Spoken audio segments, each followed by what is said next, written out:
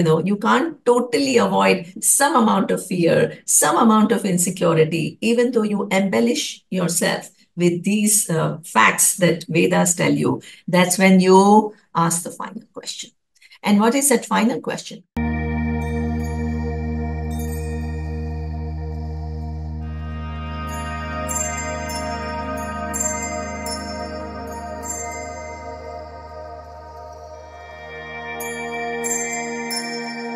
Welcome to a new episode of Wellness Curated. As you know, we're doing the series Ancient Wisdom, Modern Living, and today's episode is about the Vedic way of life. So I have with me today a very special guest. We have Neema Majmudar, who's going to talk about the Vedic way of life. For 17 years, she was part of the UN and she's worked in New York, in the Fiji Islands, in Bangkok. After that, she's been teaching Advaita Vedanta, and she's been following the unbroken lineage from Adi Shankaracharya to Swami Dayanand Saraswati. And she now teaches and does seminars and classes all over Europe and in Asia. Welcome to the chat, Neema. Thank you for being here with us today. Now, before we start, I'm going to talk a little bit about the Vedas and about Vedanta, just because we have people from all over the world with different levels of knowledge listening to this. So Vedanta literally means the end or the culmination of the Vedas. And the Vedas are these scriptures that the Hindu philosophy is based on. So there's basically 4 Vedas: Rig Veda, Yajur Veda, Sam Veda, and Athar Veda. And these contain hymns and rituals and spiritual knowledge, which has been passed down through the generations.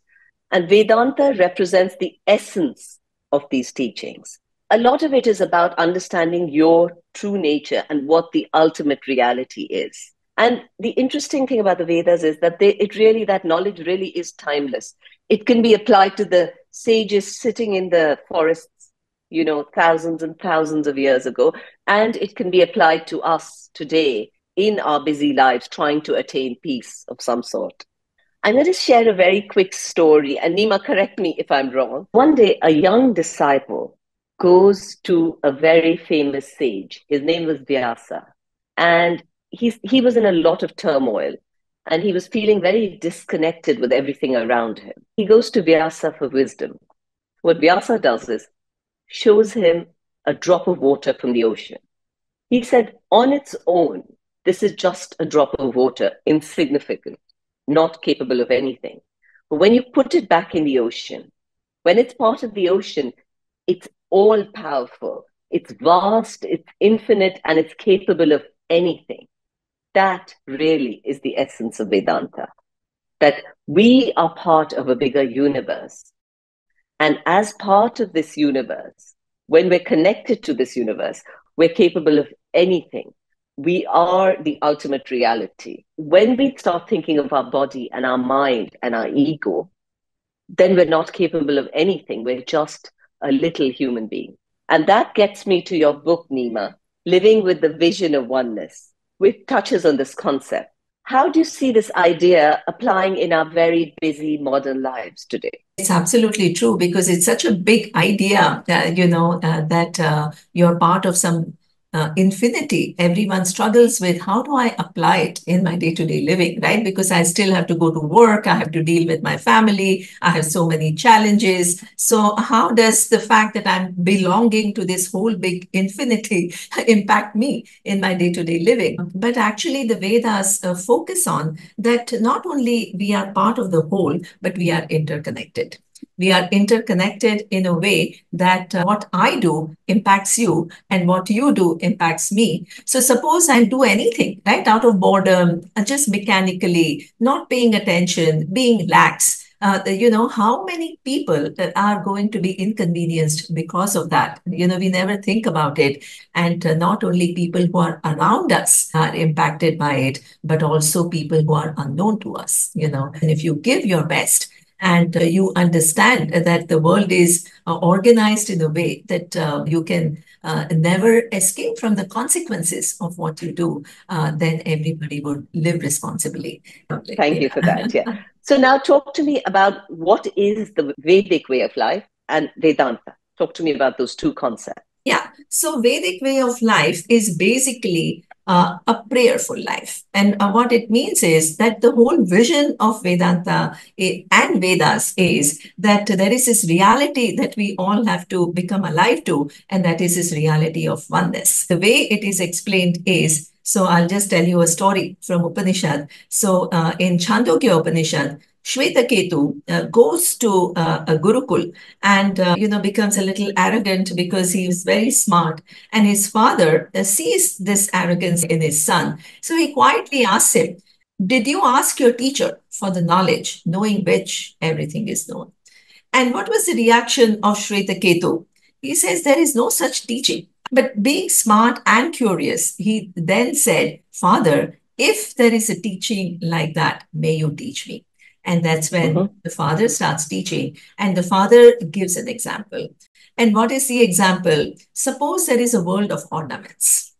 Suppose there is ring, there is necklace, there is earring, bangles. If each of them think that I am this individual, what will the ring think? Oh, I'm so small and I'm so insignificant. Look at necklace. It's so much bigger. It gets so much more prominence. So that kind of a competition, insecurity will start. But if the truth is taught that all the ornaments are nothing but gold, the forms are many, but the reality is only one. The ring says, wow, I'm essentially gold, but right now I am in form of a ring. And anyway, I have my unique place because necklace can be very prominent, but at the time of the wedding, it's me who gets the prominence. And that's the most important day of the person. So what does it mean? We all have a unique place in this universe, and we come with lot of possibilities and lot of potentials, including knowing that you are part of this infinity. And we create such a small world for us. As a result of this small world, we are caught in our smallness. And every small thing upsets you and angers you, and we carry so many resentment, and we feel life is not taking you anywhere. We have sense of persecution. What kind of life are we making living from that smallness? How important it is to understand our reality and operate from there. It's highly liberating. That's why we call it a moksha pursuit. It frees you. Will you explain to me the difference?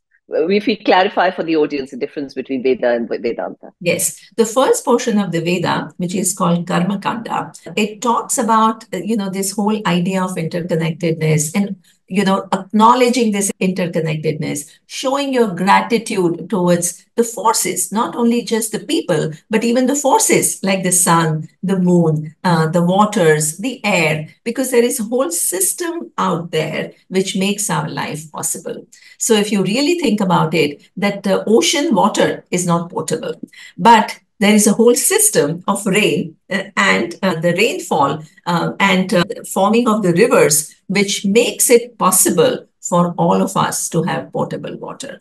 How many times we think about, this whole great arrangement to make our lives possible. In fact, we don't not only not think about it, but we dump all kinds of waste in the river, totally oblivious to what role it is playing and how ultimately we are harming ourselves by not showing consideration. So the first portion of the Veda is actually living from this fact that showing gratitude, becoming responsible in your actions, and being prayerful, because in our life so many things we want sometimes do not happen. So therefore, there is a sense of helplessness.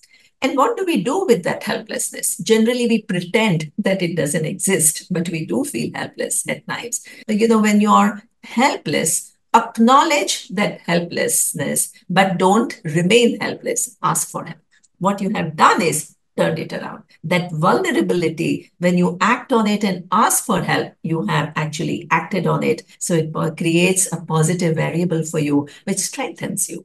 So these are the things that Karma Kanda teaches. But in spite of that, we still live from the vision. Yes, you are interconnected to everything, but you're still an individual. You're still an individual, one of many. And as long as you think you are one of many, you can't totally avoid some amount of fear, some amount of insecurity, even though you embellish yourself with these facts that Vedas tell you. That's when you ask the final question. And what is that final question? What is my truth? What is the nature of the universe? What is the nature of the cause of the universe? So these are the questions which still remain unanswered, right? And when you seek the answer, then that's Vedanta, which is the end portion of the Veda, which answers those questions, which completely liberate you. The first portion of the Vedas is just about preparation, and the final portion of the Veda gives you the essential answers, which leads to complete freedom or moksha. Let's talk about the Vedic diet. So Yes. I know it involves natural food, unrefined food, mostly vegetarian. So explain what else is involved in the Vedic diet. In Taittiriya Upanishad, it is said, Aushadhibhyo Annam and Annat Purusha. From the five elements came Aushadhi. Aushadhi is plant kingdom, which is actually medicinal. And from that plant kingdom, we don't eat everything. So some of it is consumed and it became Annam. Annam is food. There is a whole system again in the universe to produce this food for you. How many times we actually understand that this body that we think we are is actually nothing but Annamaya. What is Annamaya? Modification of food that we have eaten. So our whole body is nothing but food, and body and mind are connected. Your body and mind are not two separate entities. So therefore, it is extremely essential to eat mindfully. So we talk about in modern context healthy food, things like that. But the Vedic concept is sattvic, rajasic, and tamasic food. Tamasic, Right? yeah. Yeah, tamasic. So what is sattvic food? So the definition of sattvic food is not necessarily what we call healthy food. Healthy food, the fat keeps changing. One day, ghee is considered to be healthy. Next day, it is considered to be nothing but fat. So the definitions keep changing about what is healthy and what is unhealthy. But the Vedic definition of what is sattvic food doesn't change over a period of time. And what it says, look at the criteria. The criteria is if it is easily digestible, it's light foods, easily digestible foods, which will not overconsume your energy so that your mind is available for you to think about bigger things. If your whole system is so busy digesting all these heavy, heavy foods, the mind is dull. And if the mind is dull and sleepy, it cannot be alert. So the definition of sattvic food is which actually keeps your body going. It nourishes it, right? So that it's healthy, but ultimately it is not so taxing on your body that it makes the mind space available for you to engage with something higher. Now, what is Rajasic food? Rajasic food is defined as that which pleases your senses. So it pleases your tongue. So, sometimes fatty foods or tasty foods or pungent foods or, spicy foods, they really please our tongue. But at the same time, all these foods, they are taxing on the body and they don't keep the mind as alert as one is required. And sometimes the mind also becomes, if you eat very spicy food, then, mind becomes a little pushy and aggressive. So that also it has influence. Definition of sattva and rajas is not only the impact it has on your body, but also on mind. And what is defined as tamasic food? Tamasic food is that where you harm somebody and consume that food. Not only non-vegetarian, but the definition is yatayanam gatarasam. In Bhagavad Gita, it is explained. And what it means is old foods. What old foods means that things, suppose is prepared 5 days ago and you freeze it or you put it and then you eat it. So what, according to the Vedic tradition, right, it may still remain hygienic, but it loses its subtle value of nourishing. It loses its prana. It loses its chi. and what remains is only carbohydrate and fat. So it has diminished in its capacity to nourish you because prana from the food has gone away. So old foods are considered to be tamasic food, and so this is how it is divided. In fact, some of the people I know who really believe in Sattvic food don't even reheat the food. They eat it as soon as it's cooked. Absolutely. Because otherwise, again, it moves down the scale of being Sattvic. Absolutely. So, many cultures throughout the world, like I lived in Thailand, they all eat fresh foods. It's prepared and people consume. There is no concept of conserving the food and eating it after 1 month or after 15 days. That doesn't exist. the Vedic lifestyle has this concept of Brahma Muhurta, where you are supposed to wake up before sunrise and do your meditation and things like that. Talk to us about this dinacharya concept of the Vedic lifestyle, how you're meant to spend your day. Yeah. So since sun is a blessing, we are supposed to get up before the sunrise and welcome the sun. Just not only get up before sunrise, but welcome the sun and ask for his blessings. And what do we chant? We chant Gayatri Mantra. In front of the sun, there is no possibility of any darkness to exist. So symbolically, the light stands for knowledge. And if there is knowledge, then there is no scope or there is no place for ignorance. So praying Gayatri Mantra is about, hey, Lord Sun, light up my mind and lead it in the right direction so that I can live my life effectively, alertly, and with clarity. Every day you ask for sun to remove all the ignorance, all confusion, all vagueness in your head and take your mind in the right direction towards clarity. Now, life is a series of decision making. And if you ask for clarity of mind, you have basically asked for everything. So this is one thing that we do. And then, of course, even before chanting the mantras, you have to clean the body. You can't be all dirty and, connect to the universe. And then in the Vedic times, there was something called Nitya and Naimittika Karma. What is Nitya Karma? Nitya Karma is every day you perform these homas, these Agnihotra rituals. And then essentially, as I told you, you show gratitude, Varunaya Swaha, Indraya Swaha, Adityaya Swaha, you show gratitude towards all these different forces. And you ask for help, right?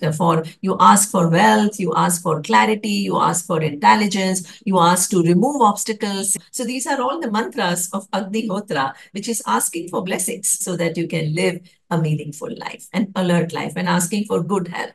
Naimittika karma is something which is done periodically. So the full moon day, you have to do some rituals. New moon day, you have to do some rituals. Pradosha day, which is the 13th day, some prayers like Rudram, one has to chant. And then you also have some days, where you offer your prayers for your ancestors who contributed to your being who you are and giving you all the opportunities about living and everything that surrounds you. So you live, not only with the forces, you're very aware of, your existence with everything else and how it impacts you, and not in your little corner only operating from this is what I wanted, this is what I don't want. So it's a life which is lived with all the rituals and all the prayers. It's a prayerful life. It's also, from what I can understand, you're living in alignment and harmony across space and time. Absolutely. Absolutely, Anshu. It's not just Earth, it's space and time and all the luminaries that exist and how they impact you. And it's just incredible, that level of awareness. And you acknowledge it. It's not just in your head, you acknowledge it and you actually iterate it. Right? Wonderful. Now, Neema, I wanted to ask you about another thing. So remember, you were talking about Shweta Ketu. There's the other story about Shweta, there's a bunch of stories about him becoming. Yeah. So that story where he comes, when his father decides, Uttalaka decides he needs to get rid of the pride. So he makes him get a fig and he makes him chop it, cut it up, and inside was seeds. And he makes him cut up the seed and inside was nothing. And he said, this is the essence of the whole entire fig tree in there. And that's like recognizing our own essence and our true self. And, it's not tangible, it's not physical. And like you said, we are part of this much bigger reality. So, this self-awareness concept, you've talked about it in your book, Living with the Vision of Oneness. So, tell us, how do you suggest we develop this side of our lives, this self-awareness? There are two things about self-awareness. One is like your connection, as I just talked about, with not just on this earth, but across time and space, as you said. So that's self-awareness, right? That makes you more responsible. But here, in this particular example that you are talking about, there is a something else, right? That self-awareness is something little different. And what it is essentially, who are you? Are you an individual?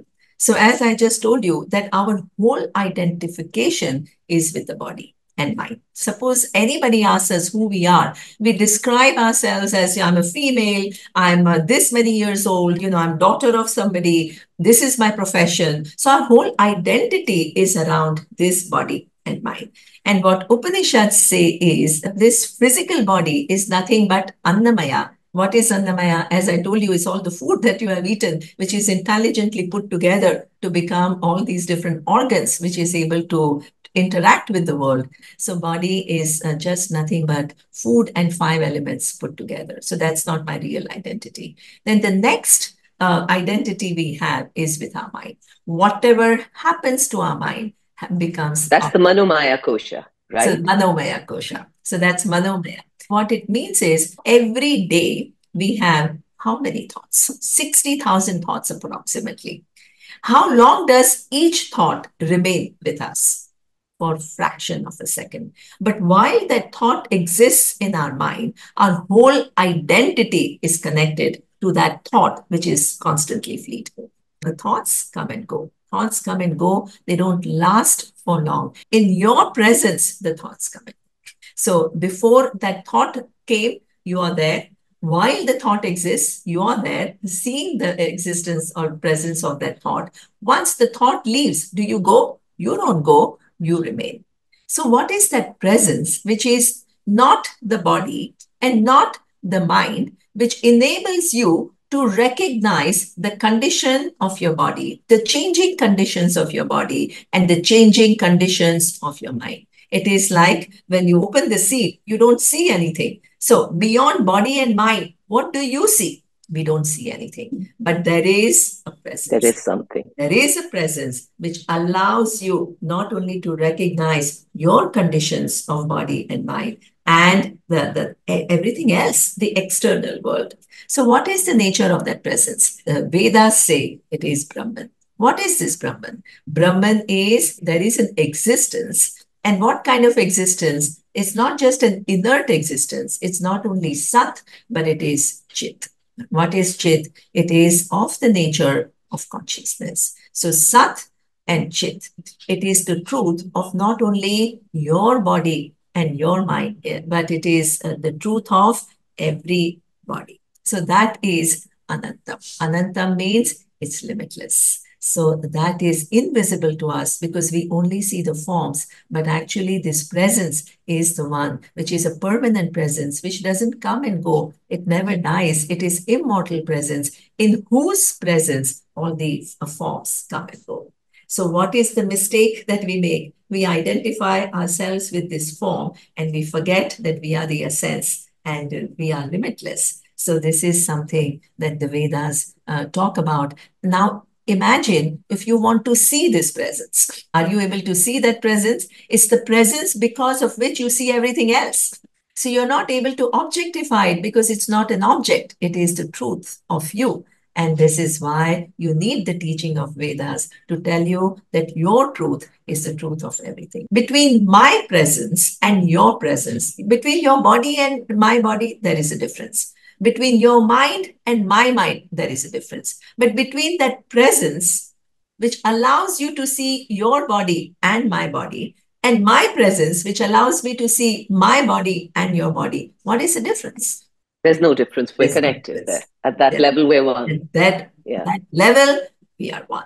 I also wanted to ask you about the teachings of the Vedanta how can they help us with situations such as career pressures, relationship issues, those kind of things? Yeah. So, I do one seminar on freedom in relationship, and it's so popular, Anshu. And what does it show? That all of us, to a certain extent, we struggle with relationships. People we love the most, they sometimes become the cause for all our worries and all our the struggles. And unfortunately, people talk about Gita as telling you to detach from the world and not to be too connected because that causes suffering. But actually, Gita is talking about the fact that love is something which is essential for human beings. And if you stop giving love in the name of detachment, you actually do a lot of harm to the people around you. So, what it talks about is our love is something very beautiful, but our love gets little bit distorted with sense of control. Sense of control means the person that you love, you want to control the most, and you want that person to do what you want to do. Love also, at times, if you don't remove the distortions, it creates jealousy. We don't want to acknowledge it, and we don't want to accept it.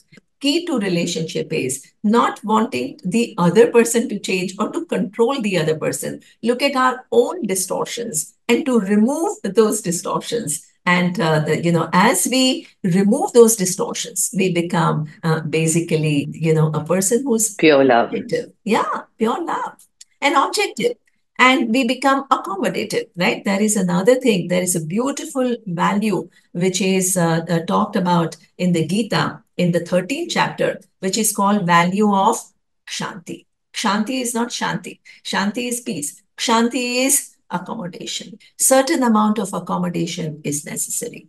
But how do you accommodate? So you don't have to be uniform and just kind of say, oh, let that person be whoever that person is. I'll just accept everything. It's not a passive acceptance. It's a discerning kind of a thing of, allowing that person, helping that person, not labeling that person, and at the same time, at times, drawing boundaries. Like Lord Krishna told Arjuna to draw boundaries and say that now enough is enough. Duryodhana has gone too far. Now you have to stand up. Even that we have to learn. Yeah.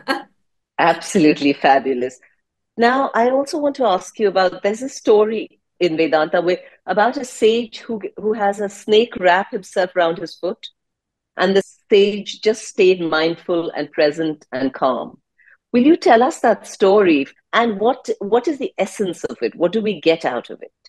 Yeah. So, in fact, I'm not really familiar with that story, but I'm familiar with another story, which is very similar to this story, and that is in Mahabharata. In Mahabharata, Karna was studying archery with Parshuram. And one day they had gone to the forest. Parshuram was tired and there was no place to lie down. So Karna offered for him to sleep on his lap. So the Parshuram was sleeping on his lap. And since it was a forest, there was one scorpion which came and stung Karna. And Karna was in deep pain and he was bleeding, but he did not move an inch. Why did he not move an inch? Because he did not want to disturb his His teacher guru. who was resting. What happened is the blood started flowing and it touched his body, and the warmth of the blood woke Parshuram up. What does it tell us? That not to be afraid of snake or just continue to kind of suffer and not put out any resistance. What do these stories tell us? What do they symbolize? They symbolize what we call certain willpower. Neema, would you like to leave us with some last few pearls of wisdom for the people who are trying to follow a Vedic way of life or anyone who might want to take it up? Yeah, I think what I would say is please remove this idea that material life and spiritual life are two separate things. Because unfortunately, we think that when we are young, we have to be engaged in material life. And when we are old and towards the end of our life and we have nothing to do, we move towards spirituality. There is no such dichotomy. Actually, spirituality is not about living life, it's about understanding life totally. And when you understand life totally, you can live with freedom. So don't wait till old age to study Gita or study Upanishads. They are very relevant in life and they increase really your levels of satisfaction tremendously. That was absolutely wonderful. Thank you so much for that chat. I've learned so much from you. Thank you. And I'm sure a lot of people are going to be very grateful to you. Thank you, Anshu. Thank you for giving me an opportunity. And I hope people who listen to it, get something from it and that makes a little difference in their life. Thank you. Thank you for being here with us today. I hope you learned something new. I hope you will subscribe to our podcast so we can continue to give you this service for free. See you later. Stay well.